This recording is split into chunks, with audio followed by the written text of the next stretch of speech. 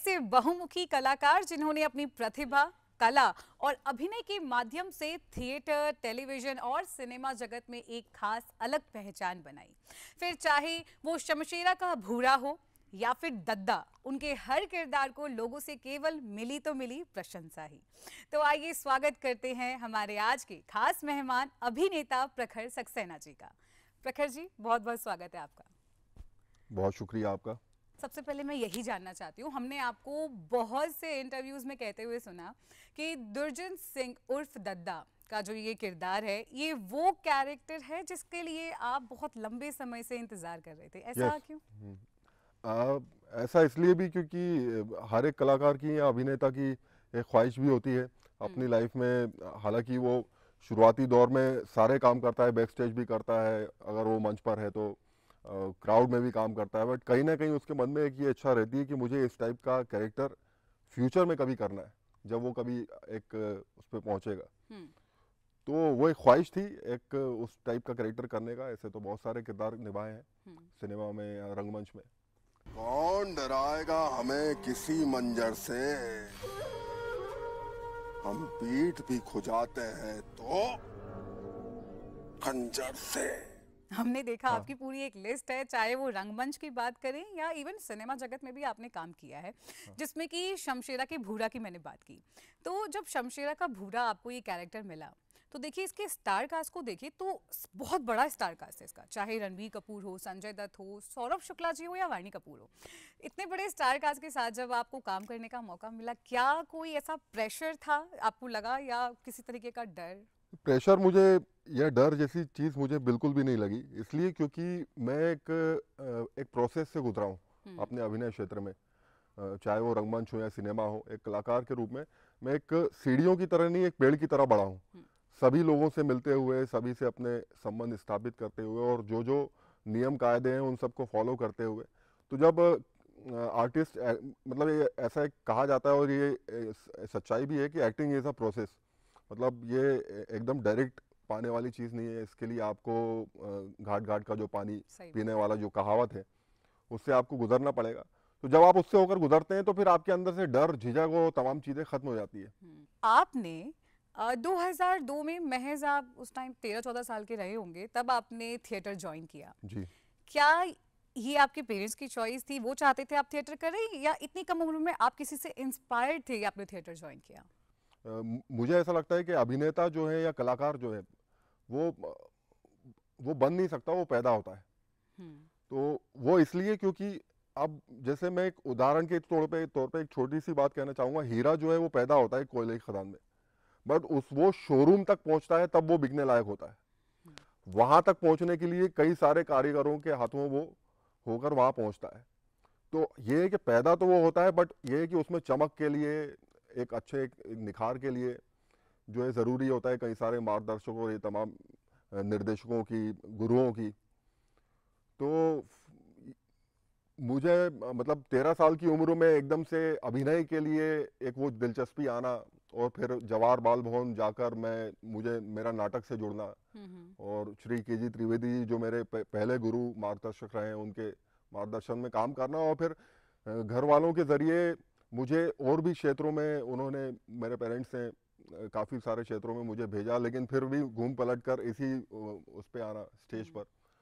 तो कहीं ना कहीं मुझे ये लगता है कि शायद कलाकार पैदा होगा। हमारी साथ से हमें कौनू मजाक पसंद ना है। जैसे आपने कहा आपके जीवन में आपके गुरुओं का बहुत ज़्यादा मार्गदर्शन रहा है, और अगर हम आपके गुरुओं को देखें तो वो एक बहुत मतलब विस्तृत लिस्ट है उसमें, चाहे वो भोपाल में अलग रहे, दिल्ली में अलग रहे, कोलकाता में अलग रहे। तो ऐसा कोई मेंटर है जिसके साथ आप निरंतर जुड़े रहते हैं, किसी भी नए रोल के लिए उनसे बातचीत करते हैं, ऐसे कोई मेंटर है आप? मेरा स्वभाव शुरू से ऐसा रहा है कि मैं बहुत ही अपने पिताजी के स्वभाव पे गया हूँ, सहज स्वभाव का रहा हूँ। तो मैं जिनसे भी जुड़ा हूँ वो आज भी मुझसे जुड़े हुए हैं, वो सारे लोग ही। के जी त्रिवेदी सर तो अब नहीं है, जिनके साथ मैंने थिएटर स्टार्ट किया था, बट उनसे जो जुड़े लोग हैं, उनकी वाइफ है चाची जिन्हें हम कहते हैं, उनकी संस्था से जुड़े लोग हैं। कई सारे रंग निर्देशक जो बाहर से भी हैं भोपाल के अलावा, श्री लोकेंद्र त्रिवेदी जी दिल्ली के हैं, निशा त्रिवेदी जी उनकी वाइफ, और श्री कुलदीप कुणाल जी जो रोहतक से हैं। बेगूसराय से प्रवीण कुमार गुंजन जी है, कोलकाता से कुछ डायरेक्टर्स हैं, उन सबके साथ मैं आज भी जुड़ा हुआ हूँ और कहीं ना कहीं मौका मिलता है तो उनके साथ काम करने की एक इच्छा भी रहती है और करता भी हूँ। सबसे पहला प्ले कौन सा था जो आपने किया? सबसे पहला प्ले मेरा जवाहर बाल भवन भोपाल के, उसमें श्री के.जी. त्रिवेदी सर के मार्गदर्शन में, उनके निर्देशन में, पुस्तक हांडी, एक सुधाकर प्रभु एक राइटर रहे, उनका लिखा हुआ एक बच्चों का प्ले था, उस वक्त बच्चा ही था, तो पुस्तक हांडी नाम का वो प्ले था। वो मैंने उसमें चाचा का एक कैरेक्टर किया था, तो चाचा के नाम से मैं थोड़ा सा वहाँ फेमस हो गया था। फिर धीरे धीरे जैसे जैसे किरदार करता गया तो उन किरदार के नाम से जाना जाने लगा। कौन कौन सी भाषाएं बोल लेते हैं आप या समझ रखते हैं? क्योंकि अगर हम आपके नाटक जो आपने किए हैं उनको देखें तो आपने संस्कृत का मृच्छकटिकम किया है, उर्दू में आपने जिक्र मीर किया है, इंग्लिश में भी आपने एंड गेम जैसे और भी कई प्लेस किए हैं, तो भाषागत तैयारी कैसे करते हैं आप?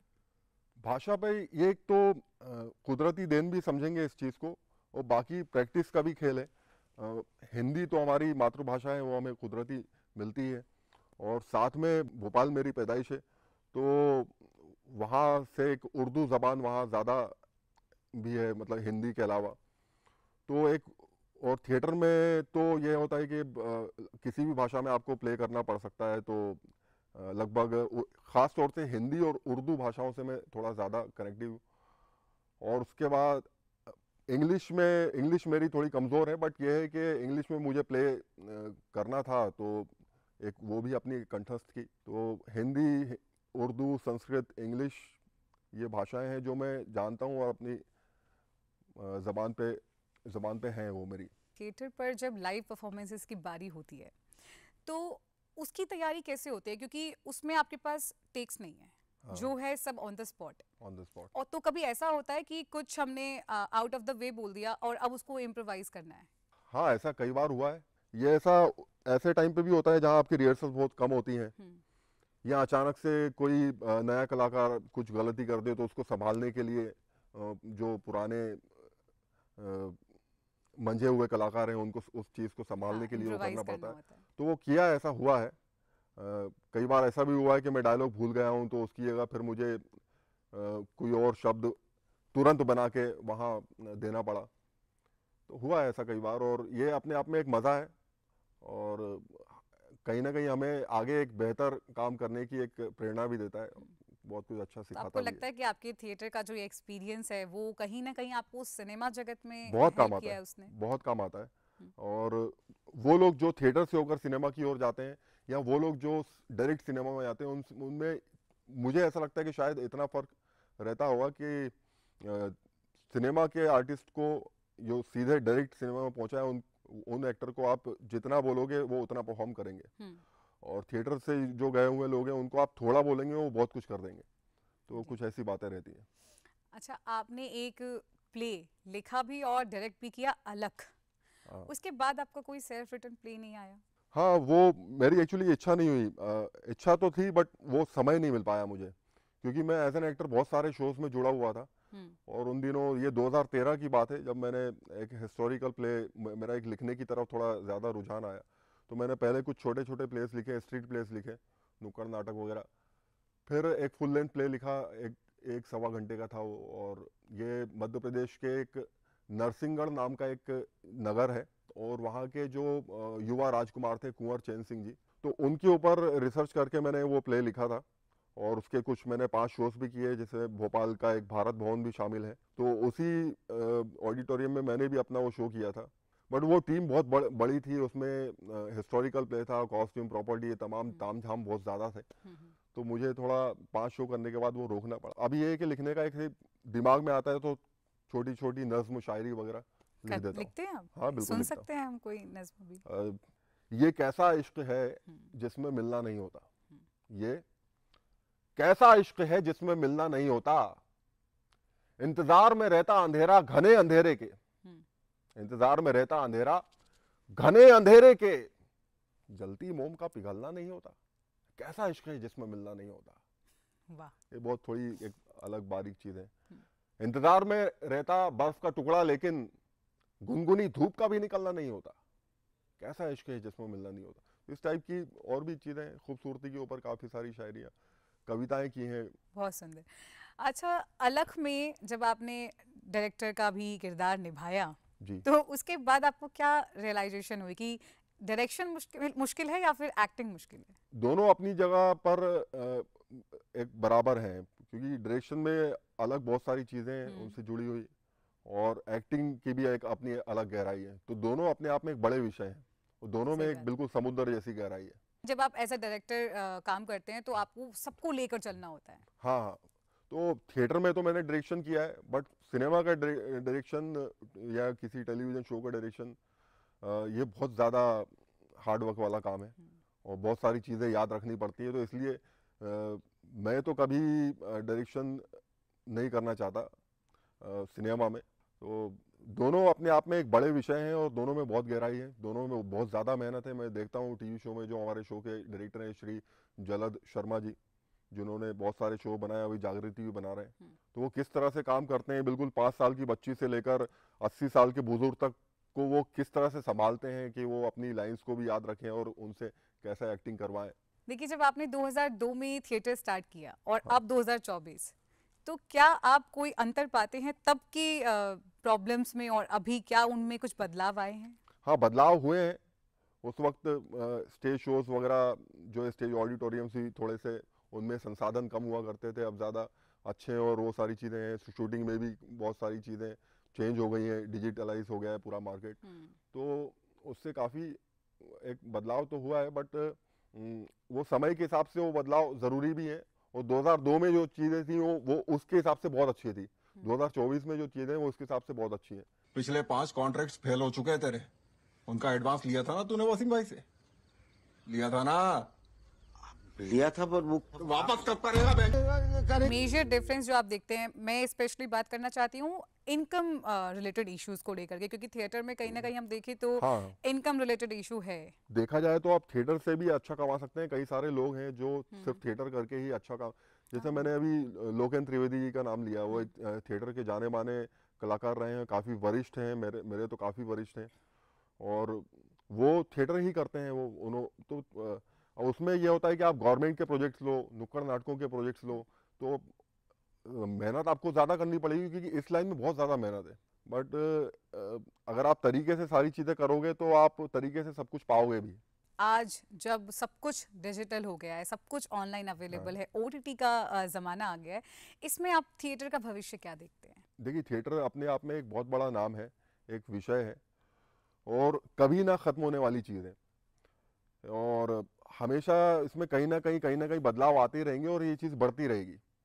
पहले जिस लेवल पे थिएटर वगैरह होता था, अभी उसका लेवल एक थोड़ा एक अलग हो गया है। बहुत बड़े बड़े शोज होने लगे हैं। किंगडम ऑफ ड्रीम में जो शोज होते हैं वो भी एक थिएटर का ही एक रूप है, गुड़गांव में।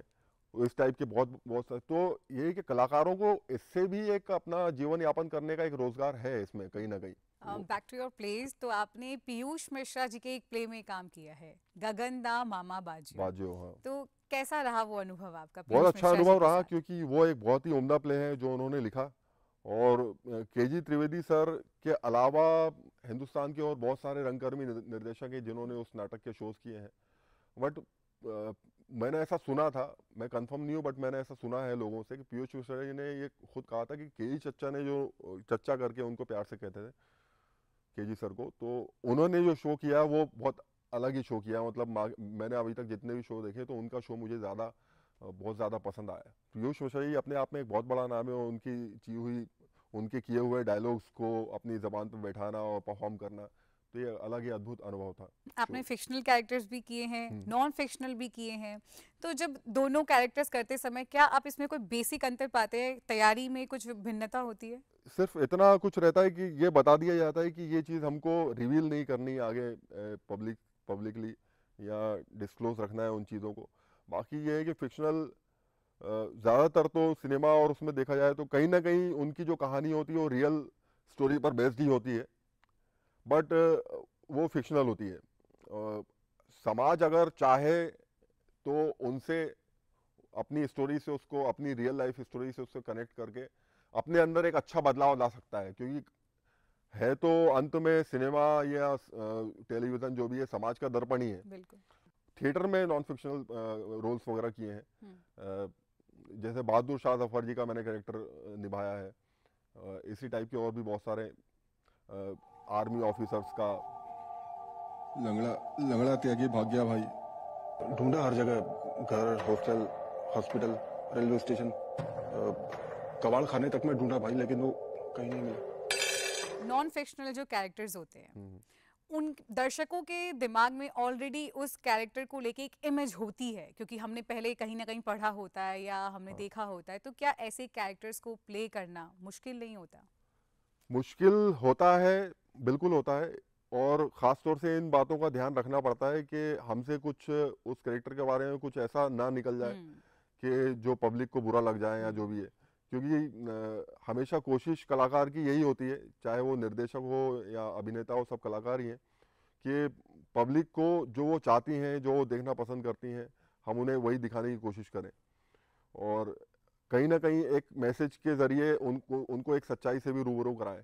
तो उसके लिए मेहनत लगती है और एक रिसर्च वर्क होता है किसी भी कलाकार के लिए, और कोशिश करते हैं कि हम अपने उस पे अपने काम पे खरे उतरें।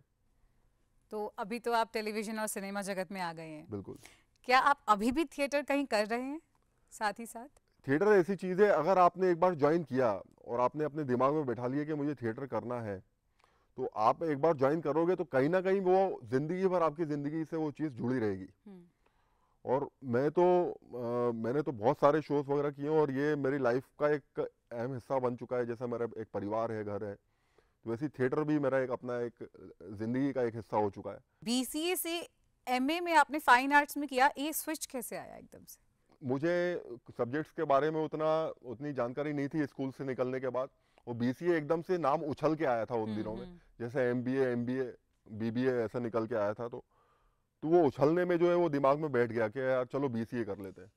तो ऐसा कोई वो नहीं था, थिएटर तो कर ही रहा था। बीए करने की मेरी इच्छा थी, कहीं ना कहीं दोस्तों और जो एक बाजारवाद है उसके चलते मैं बीसीए कर लिया, क्योंकि कंप्यूटर एप्लीकेशन मेरा उसमें था, कॉमर्स कंप्यूटर एप्लीकेशन स्कूल में सब्जेक्ट। तो उसी से मैंने कहा चलो ठीक है, ये कंप्यूटर से जुड़ा हुआ है तो कहीं ना कहीं कंप्यूटर में आगे बढ़ेंगे। तो उसके लिए बीसीए कर लिया था, एक उस जानकारी के लिए। एक ये महसूस हुआ कि यार मुझे अब जो है आगे बीसीए के बाद एमसीए ना करते हुए एमए करना चाहिए, तो सी को बीच में से हटा दो और एमए कर लो। तो इसलिए मैं ड्रामेटिक आर्ट्स और फिल्म स्टडीज में एमए किया। जिस चीज़ से मैं जुड़ा हुआ था, जिस चीज़ को मैं अपना भविष्य देख रहा था, उसी को अपना एक वो बनाने की कोशिश की। थिएटर के बारे में आपने बहुत कुछ बताया कि कैसे उसको मिनिस्ट्री से सपोर्ट मिल रहा है, बाकी सारी चीज़ें, लेकिन आज के समय में भी वो कौन सी ऐसी चुनौतियां हैं जो आपको लगता है थिएटर जो कलाकार कर रहे हैं उनको फेस करना पड़ता है? चुनौतियां तो कदम कदम पे हैं इस लाइन में, बहुत सारी चुनौतियां हैं, लेकिन आप एक प्रोसेस से गुजरेंगे ना, जो अभी मैंने कुछ देर पहले बताया था, तो चाहे जो भी चुनौतियां आए आप उसमें खरे उतरेंगे। कहीं ना कहीं आप जो है अपने मुकाम पर पहुंचने के लिए एक मजबूत होते जाएंगे एक कलाकार के रूप में। आप जब एक प्रोसेस से होकर गुजरते हैं, जैसे थिएटर में का मतलब एक सफल अभिनेता बनने का ये प्रोसेस है कि आप थिएटर ज्वाइन करें, आप थिएटर को अच्छा टाइम दें 10-15 साल, और एक उसके बाद फिर आप सिनेमा की ओर बढ़ें। एक योद्धा बन के निकलेंगे तो फिर आप आगे चल के बादशाह बनेंगे। तो वो चीज़ें हैं। तो बाकी चुनौतियां तो आपको जिंदगी भर आएंगी, उनका सामना आपको करना है, और अपने स्वभाव को सहजता से करते चले तो वो सारी चीज़ें आप उन चीज़ों को आप फेस कर जाएंगे।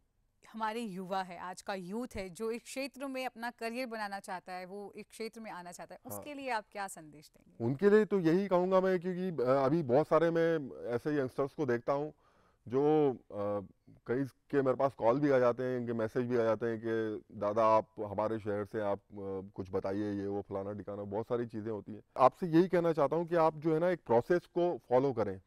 अगर कोई भी यंगस्टर है, उनको अगर सिनेमा की ओर बढ़ना है, तो सब लोग अपने अपने अनुभव बयां करते हैं।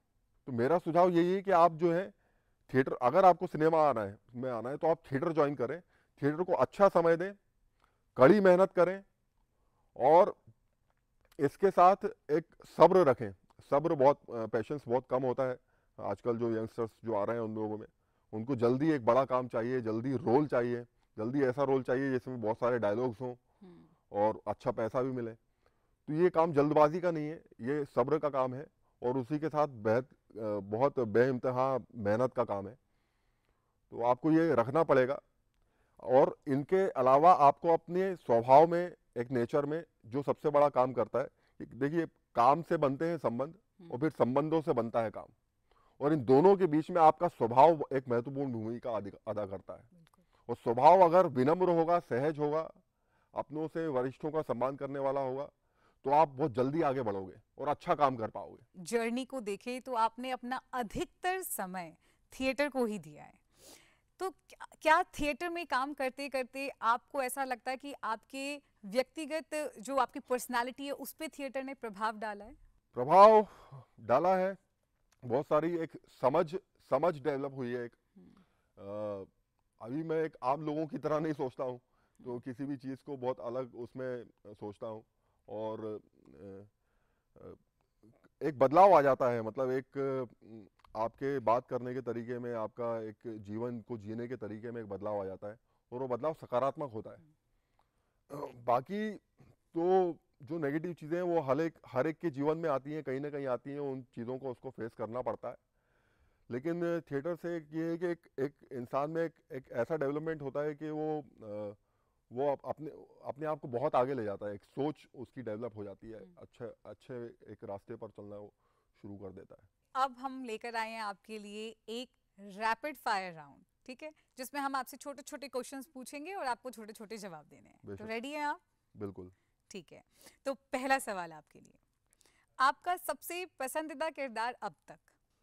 जागृति में जो मैं दद्दा का कैरेक्टर कर रहा हूँ वो, और एक जो शमशेरा में मैंने भूरा का कैरेक्टर किया था, वो ज्यादा मुझे। थिएटर या सिनेमा? दोनों ही, इसमें कोई एक नहीं है। इसमें कोई एक नहीं है, क्योंकि दोनों एक दूसरे से जुड़े हुए हैं। Favourite food? फूड सभी खाता हूँ, बिरयानी बहुत ज्यादा पसंद करता हूँ। अच्छा। खास तौर से भोपाल की। टी या कॉफी?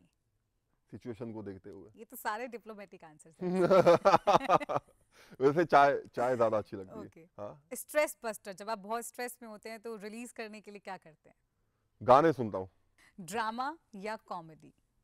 जो भी रहे उसमें मेरा एक रियलिस्टिक, समझ रहे हैं, ड्रामा या कॉमेडी जो भी है उसमें एक सेटल्ड रियलिस्टिक, एक नेचुरलिटी। ठीक है। Favourite actor? सभी कलाकार बहुत अच्छे लगते हैं, सभी जो भी काम कर रहे हैं, जिनके साथ भी मैंने काम किया, चाहे वो रणबीर कपूर जी हो या अभय देओल जी हो या विजय राज जी हो, आशुतोष राणा जी हो, सभी का अपने काम करने का तरीका अलग है, सभी की काम करने की खूबसूरती अलग है, तो इसमें किसी एक पर नहीं जा सकता हूँ। आपका बहुत बहुत शुक्रिया कि आपने अपना कीमती समय हमें दिया। बहुत शुक्रिया आपका भी। और मैं एक जरूरी बात कहना चाहूंगा, दूरदर्शन का मैं खास तौर से शुक्रिया अदा करना चाहूंगा कि ये 2008-9 की बात थी, जब मैं भोपाल दूरदर्शन के कुछ शो में मैंने काम किया। जो वहाँ के मेरे वरिष्ठ रंगकर्मी रहे श्री इरफान सौरभ जी, अब तो उनका देहांत हो गया है। उस वक्त भोपाल दूरदर्शन में एक शो आता था कल्याणी नाम का, और उस शो में मैं आशीष श्रीवास्तव जी जो भोपाल दूरदर्शन में उस शो के डायरेक्टर थे, उनके साथ काफ़ी सारे गाँव में घूम के हम लोगों ने शो किए हैं। तो भोपाल दूरदर्शन सिर्फ भोपाल या पूरे मध्य प्रदेश या किसी भी प्रदेश में अपने धारावाहिक को प्रेजेंट करने का ही एक जरिया नहीं है, बल्कि उस प्रदेश के कलाकारों को एक रोजगार प्रदान करने का भी एक बहुत बड़ा माध्यम है दूरदर्शन।